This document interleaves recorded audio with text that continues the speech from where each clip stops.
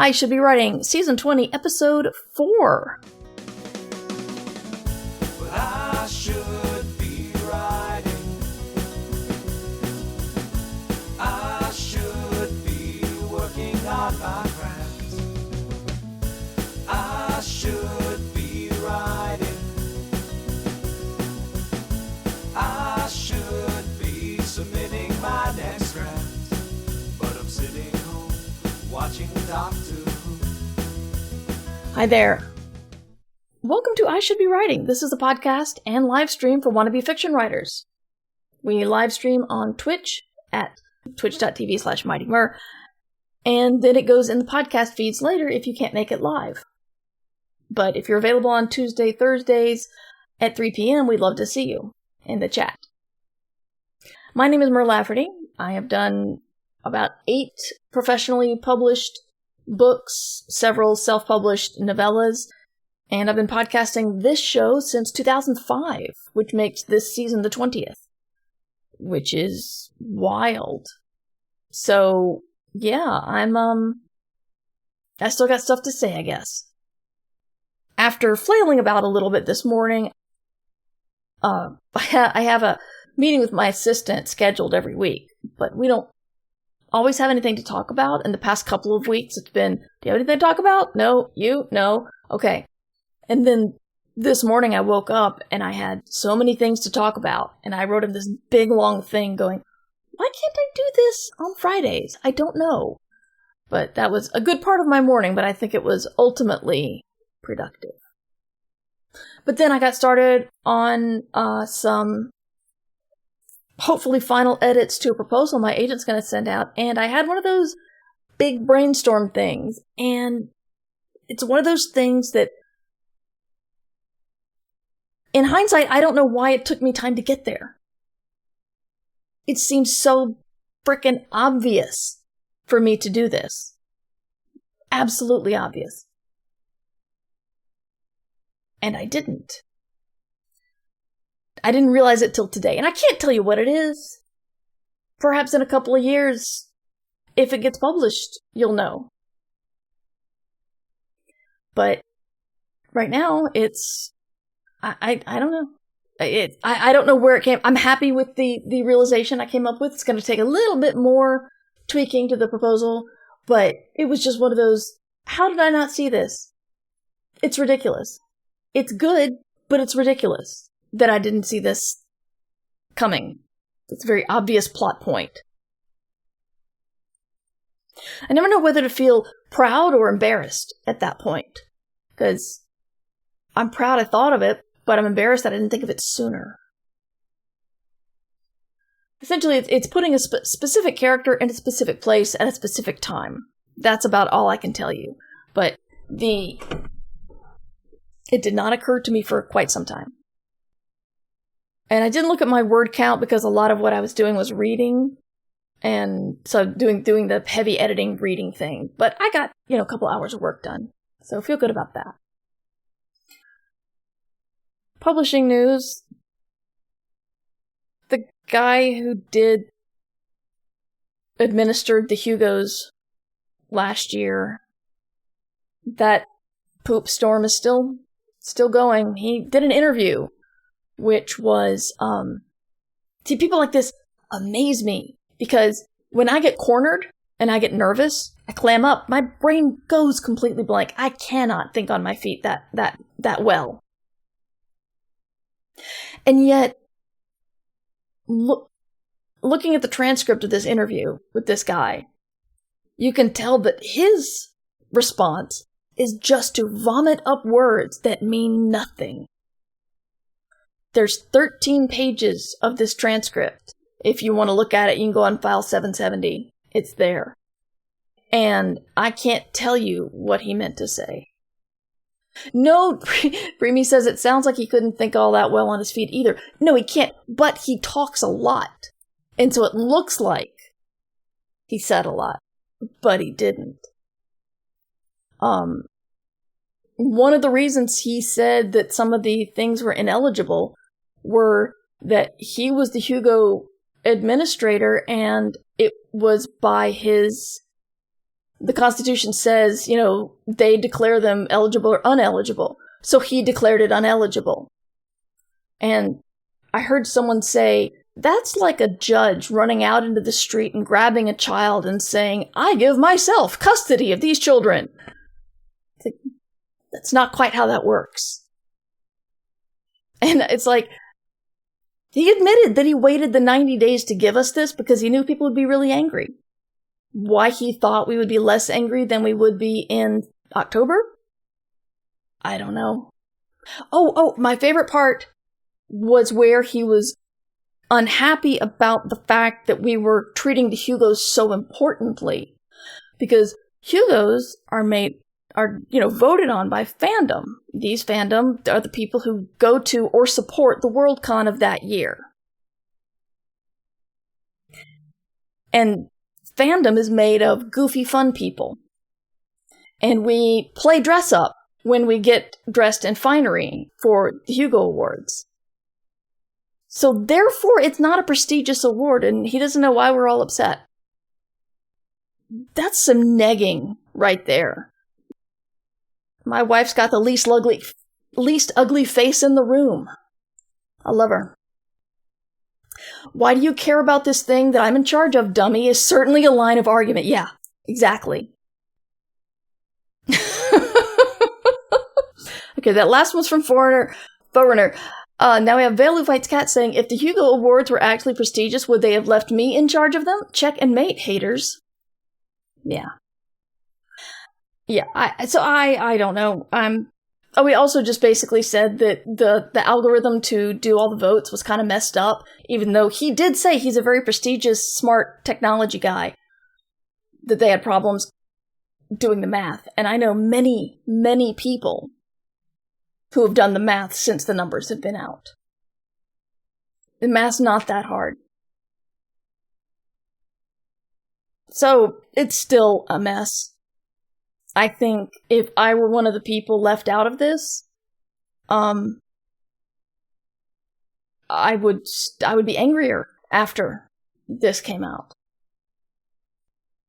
I did not realize, I hadn't looked too closely at the numbers, but Charles Barkley, the guy who won the fanwriter award, won by one vote.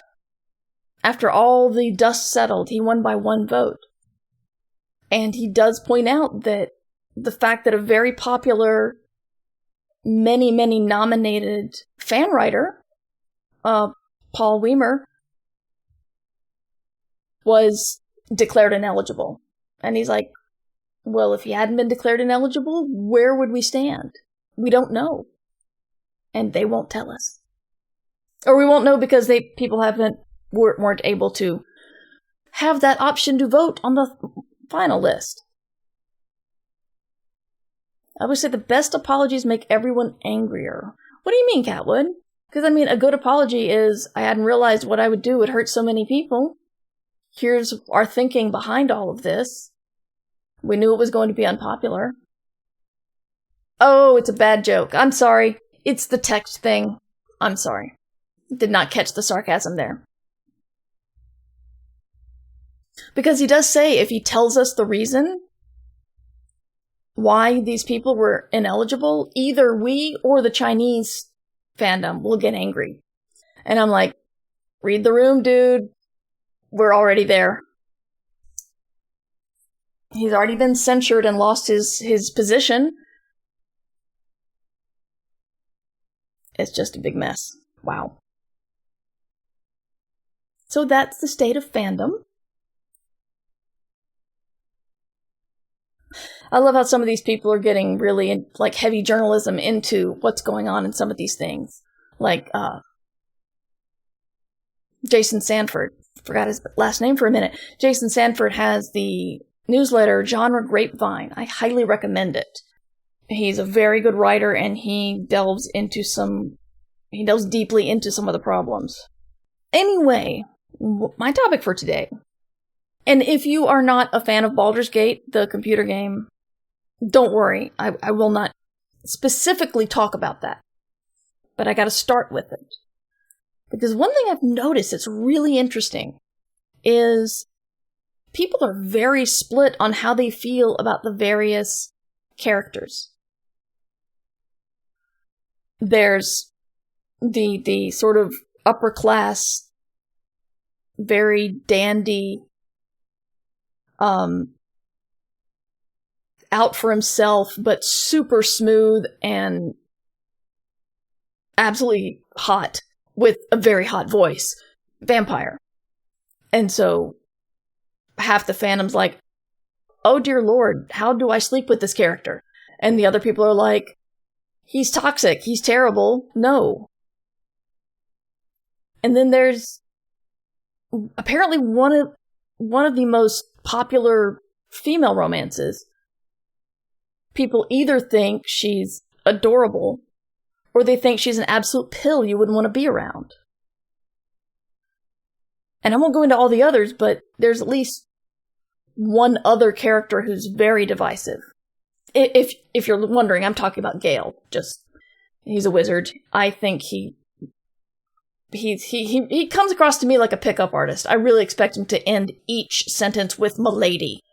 But I have a friend who's in the subreddit Galemancers.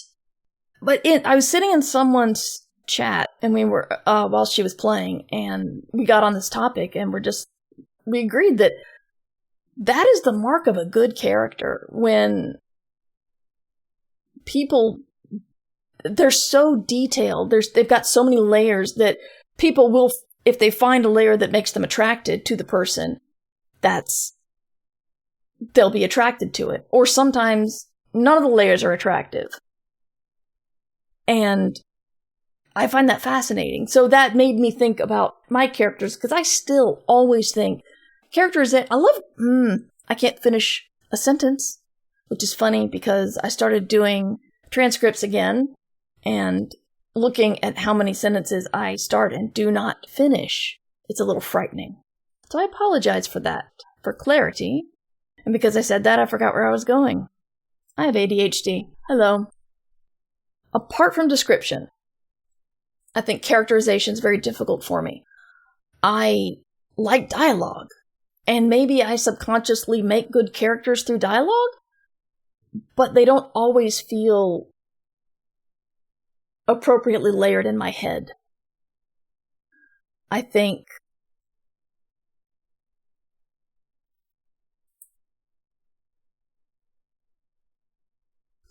that you need to have a lot of things set about your characters when you start writing them.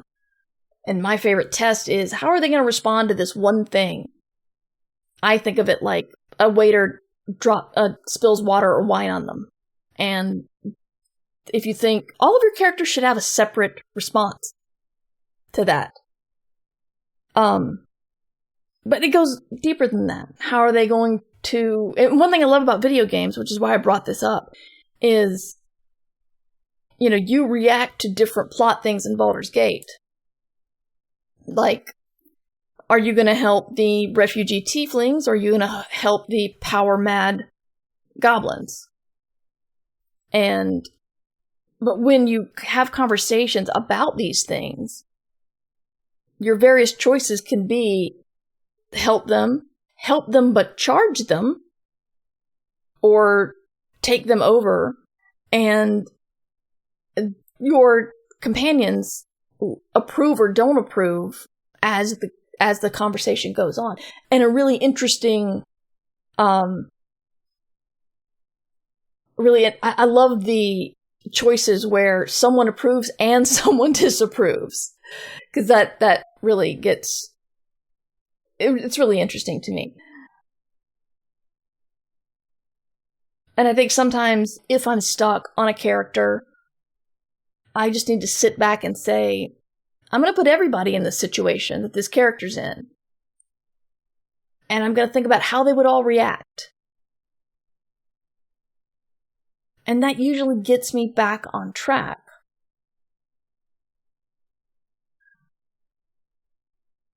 I was watching The Good Place the other day, and I loved that show so much. It was brilliant on so many levels. But one thing it does is it tells a lot of... It builds a lot of characterization through flashbacks, because these people are all dead. And, they're flashing back to their lives. And, building a character who is charming, but utterly shallow. But everyone wants to be around, but only does things to look good, not to actually help people. And you've got another character who is, as she calls herself, a human garbage bag, where she's mean, but she's charismatic and fun, so other mean girls, I guess, hang out with her. And, because that is the hero of the show, it's kind of hard to show, it's really hard to get that save the cat thing and make her do the right thing so you can root for her.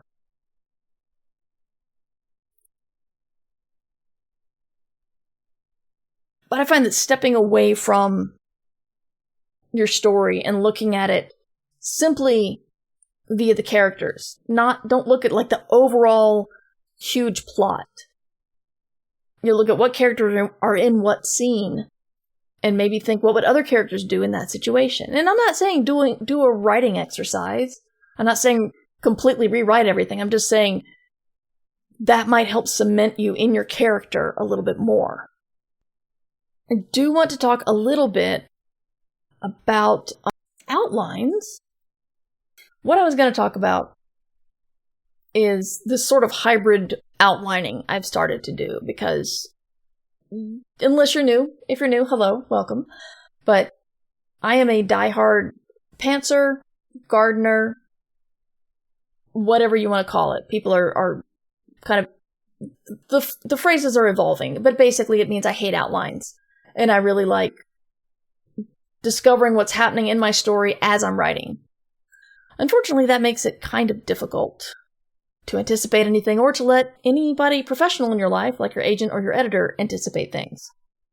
But since I've been doing large hunks of fiction, I've actually found it easier to then outline the rest of it. So it might take me a couple of false starts to start the story where I need to start it, and then get to a good point where it's going to be enough to hook an editor. But once I get to that point, I'll have a better chance of then saying, and in the next 60,000 words, this happens, and this happens. And I have also found this useful in clearing out any sort of writer's block. I remember this was a million years ago. Neil Gaiman was writing on his blog about how his daughter was writing her own story. And she said, I don't know what to write next. I am stuck. And he's like, well, what happens next? And she tells him what happens next, and he's like, write that down. And it sounds so simple, but really it's it's backing off from the plot. I'm going to tell you all the narrative prose and dialogue to basically read the story to you. Or then I'm going to say, and then the rabbits met up with a rival Warren and almost died. I recently read the Watership Down graphic novel that I got for Christmas. Anyway. But when you step back and just try to figure out what plot points are left that you want to hit, that can help refocus the prose you've already written. And it worked well for me. I gotta promise that. One thing that I find interesting is, I don't know if I'm leveling up or what, but I found it interesting that both Ursula Vernon and Ailish Quinn write on one project until they get bored and then write something else. Because that is a very bad thing for amateur writers. Because you'll never finish anything if you do that. But I realized these are professional writers, and this is working for them. Like, Ursula doesn't outline. She writes 10 to 20,000 words of something and throws it at her agent and says, can you sell this? And I kind of like that way of doing it because I hate outlining. And I worry that I'm getting into that do as I say, not as I do children thing. Because just like editing as you go can slow you down as an amateur and make you obsess about the first chapter while never making the rest of your book any good. This is something that can distract you from ever learning how to finish a book. Learning how to finish a book is a big step. That is why agents and editors want to know. They want your whole book to be finished before you send it to them. Because they want to know if you could pull it off. I mean, a lot of people can start a story. But, can you finish it? So, if you've never finished something before, I definitely don't recommend jumping from project to project or editing as you go. But if you're a pro and you know you can finish something, or you've written a couple of novels already and hadn't gotten them published, you've still finished novels, and that's huge. But you can edit as you go, as long as you keep some sort of momentum. You can go from project to project as long as you finish one of them. But it feels like these are next level writer's feats. Yes, I've been playing a lot of Baldur's Gate. And it's like, they always say the adverbs are bad. Adverbs aren't bad, they're tools. They can be used poorly. I just used an adverb and no one's coming to get me. Yeah, but I still recommend not doing those things, but know that once you get your knowledge that you can start and finish something, you can play around. Because that's really what it is playing. I'd forgotten that I had, it was an Urban Bohemian stream one weekend, it was months ago, that he mentioned something, and I'm just like, I love that idea. And, he suggested I run with it. And I'd forgotten about it. And now, he reminded me of it during a stream this weekend, and I'm like, oh my gosh, that could actually fit really well with what I'm trying to do. So, I got another thing I want to write and send to my agent. So, I feel like I'm starting a bunch of things, and at some point, someone will tell me what to do to finish them, or if they're going to pay me to finish them. That's my talk on this specific fix of writer's block. Play around with your characters. Give them layers, see what each would do in different situations, and then see if a hybrid sort of outlining can work for you. I can only tell you what works for me. I can maybe sometimes tell you what works for other people and doesn't work for me. But whatever you find that works for you is the best thing. So if what I said doesn't work, that's fine. You're just going to have to work harder to go find out what works. None of my advice is law. I promise you that.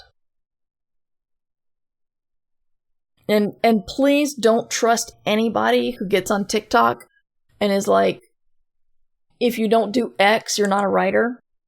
If you don't do Y, you'll never get published. It's just like, they're probably doing it for the clickbait. They're probably doing it so pro writers will get them and do a stitch or a yeet or whatever those kids call them these days, and say, this person is an idiot. Go give them lots of clicks. Because there are people who are inflammatory like that. But honestly, if anyone tells you that you must do X or Y, step away, because it's almost never it's almost never a good idea. Chat is appreciating my do a yeet. Yes. I don't know if the Numbers Ninja's schedule makes them not be able to check into chat, but I can hear them dying inside a little bit. Any recommendations for getting better at already actually finishing? Tasha, good to see you.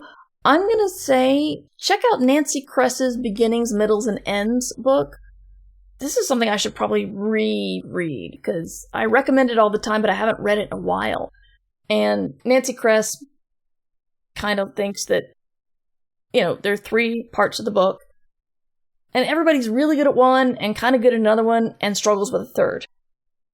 And so she talks about each part and what you want to achieve with each part and how to write it. So that is Nancy Kress is the author, and the book is Beginnings, Middles, and Ends. I think I'm going to try to take a look at that tonight and see if I'm still comfortable recommending it. I say that because I read The War of Art by Stephen Pressfield when it came out, and I really liked it. And I recently listened to the audiobook and got really annoyed. I get annoyed when men write these productivity books and point to you about famous men in the past who achieved all sorts of things. And I'm like, but who did the domestic work? Who took care of the children? Because, he even says, Leo Tolstoy had 13 children and still wrote all of that. I'm like, really? Was he a single dad?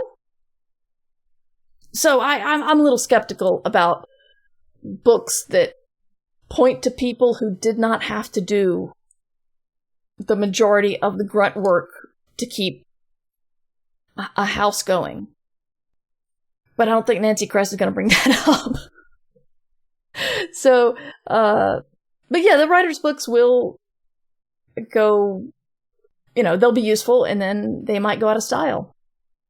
I have nothing good to say about Zen and the Art of Writing, because that was the thing that somehow told me to stop writing. I can't even point to what it did, and it's probably a fine book, but I'm never going to pick it up again, because I remember thinking, Ray Bradbury said you must approach a story like this, and I've never done that. So clearly, you can't write, because Ray Bradbury said I couldn't.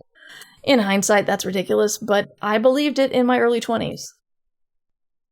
So, if you guys have any writing or outlining questions, feel free to bring them up in the chat now, or email me later, mightymur@gmail.com, and I will answer it on the next show. Well, I look something up. Just there are different reasons why people don't finish stuff. That's true. There are different reasons why people don't finish stuff. Sometimes it's fear. Sometimes it's knowing that something hard has to be written and you don't want to do it. One of my issues for finishing is I feel like the ending is always lackluster. Like I've been building the story up to a great, exciting ending, and the ending feels lame. Guess I always feel like there should be a big twist or reveal. No, there should not always be a big twist or reveal. That's not necessary. And remember, you can always edit. Your ending might suck. Pretty sure my ending of Book 3 of Midsolar Murders currently sucks because it's very short. Because I just wanted to say, all these things happen at the end, I promise. And did not get into a lot of detail. But I'm going to fix it on edit, so I'm not worried about it. Tyson writes, the 98% is easy and the last 2 is like pulling teeth. Not in writing, but in all my projects. And then they all died at the end. Right, Shauna? Yes. Rocks fall, everyone dies. Ha, I beat you to it, Underpope.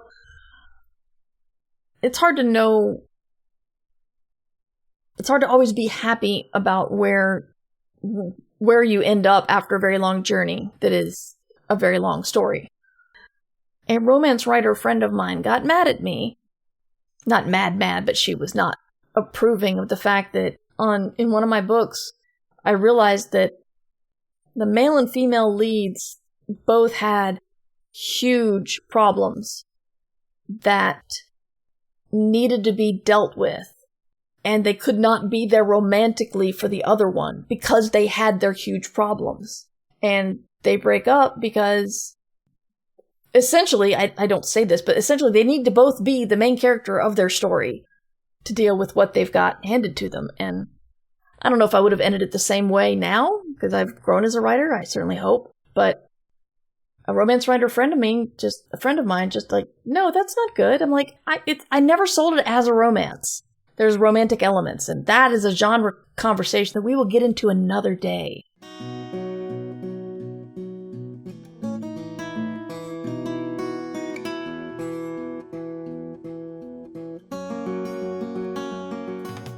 But anyway, I did not do my proper exit. Find me at merverse.com, Twitch on Tuesdays, Thursdays, 3 p.m. Eastern Time, at twitch.tv/MightyMer, and keep up the good work. Finish your stories. See me at BossCon or at FenCon coming up, and you should be writing. Thank you for listening to I Should Be Writing, the longest-running writing podcast in existence. This episode was made possible by the Fabulous, who support the podcast via Patreon or Substack. Join the Fabulous at patreon.com/MightyMer or mightymer.substack.com. Theme music provided by John Anelio.